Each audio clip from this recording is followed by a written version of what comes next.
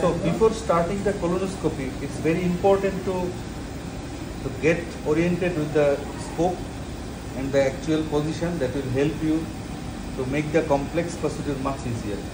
So this is the control panel and this is the umbilical universal cord that attaches to the processor and this is the monitor.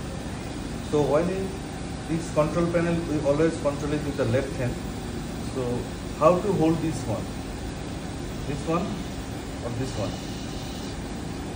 If we hold like this, then we have the much control of this control panel.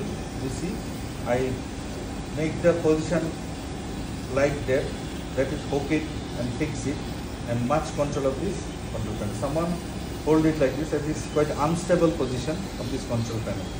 So it's wise to hold like this, and the scope will lay down relaxedly on the patient bed, and the patient is on the left lateral position. So we'll start the procedure. Before procedure, we will do a distal rectal examination to confirm any stricture, stenosis, or sometimes there is a perianal growth. Before doing colonoscopy, we always check these things, and other fistula and other diseases, sometimes prolapse mucosa also present.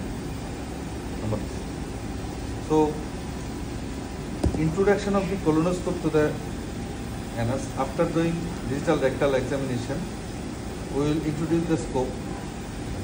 It's very important to lubricate with Jasoken jelly prior 5 minutes of the procedure. That will significantly reduce the pain during the procedure on the perianal region. So how to introduce the scope?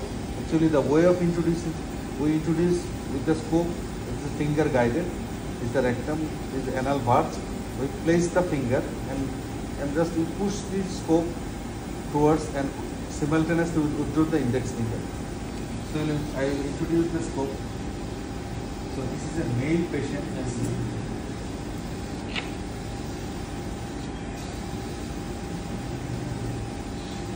Babasan. Hey, Babas ko din. Dito bas ko din.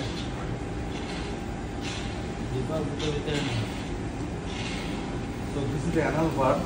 See.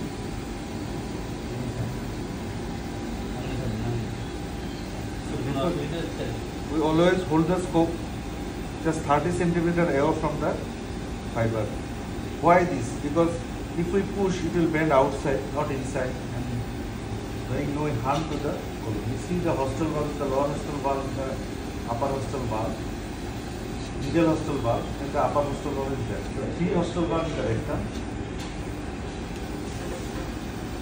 So after entering the rectum, we usually find some debris, we wash it out, and we cross the 3 hostel valve. Then this is the recto-sigmoid junction. On that area, we will do a maneuver that we rotate the scope 180 degree. How we will do it? The initial position was there. I will replace the hand just beneath this insertion tube and rotate it. You see, I rotate it.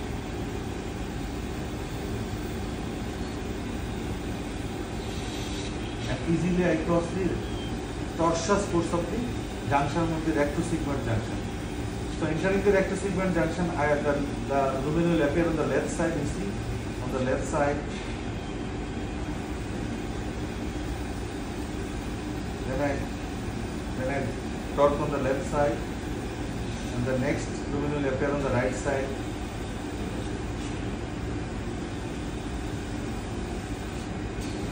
So there it happened. We never push, we just rotate it. You see, we rotate it and align the scope.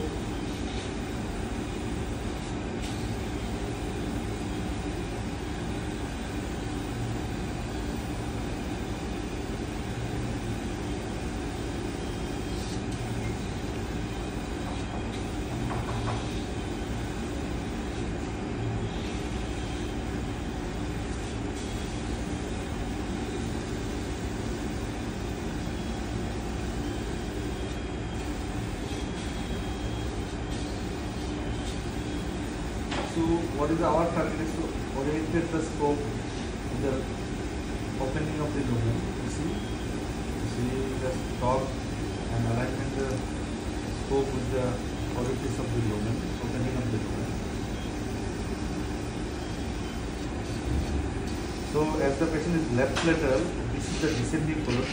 So we cross the sigmoid colon, just making the torque reduce and steadying the scope.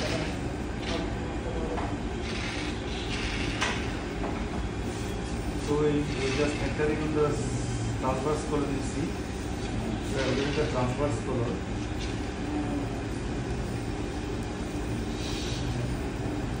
Entering the transverse colon, again oriented the scope to the lumen of the colon.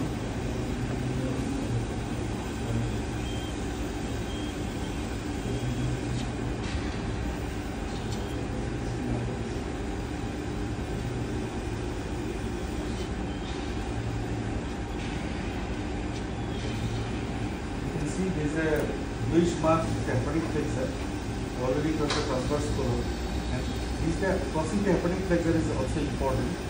You see, we reach in this area, and then we suck it out and rotate it, and make the entrance on the shoulder position, and then pinwheel down, and we reach in the second. So you can see, you can appreciate the appendiceal orifice. Now we'll introduce the on that position, we will enter in the terminal ileum, the left side.